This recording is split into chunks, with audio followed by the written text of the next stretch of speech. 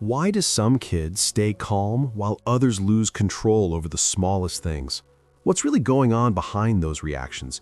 And why do two children in the same situation respond so differently?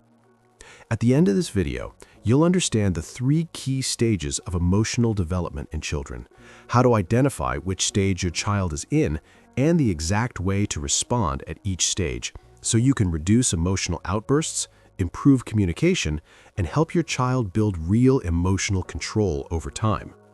Why do some kids stay calm while others lose control over the smallest things?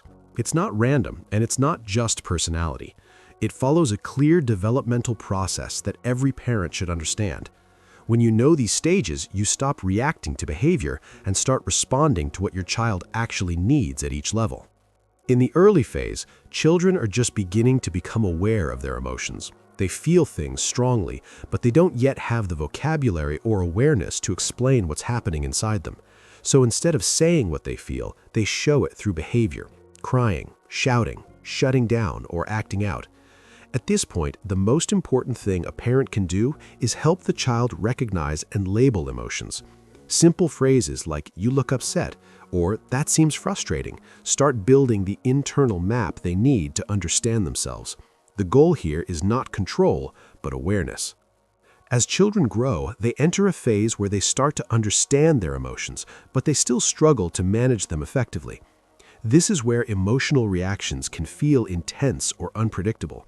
The brain systems responsible for self-control are still developing, so when emotions rise, logic often takes a back seat. Trying to reason with a child in the middle of a strong emotional moment usually doesn't work well. Instead, what helps is staying calm, reducing tension, and guiding them through the experience. This process is often called co-regulation, where the parent's calm presence helps the child gradually learn how to regulate themselves. Over time, repeated support teaches the child how to handle emotions with more stability. Eventually, children reach a stage where they can connect their emotions with their thoughts and behaviors in a more balanced way. They begin to pause before reacting, reflect on what they're feeling, and choose how to respond. You'll start to notice more self-control, more thoughtful responses, and fewer extreme reactions.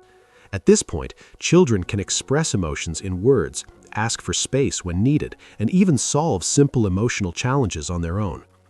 This stage develops through consistent guidance, modeling, and real-life practice.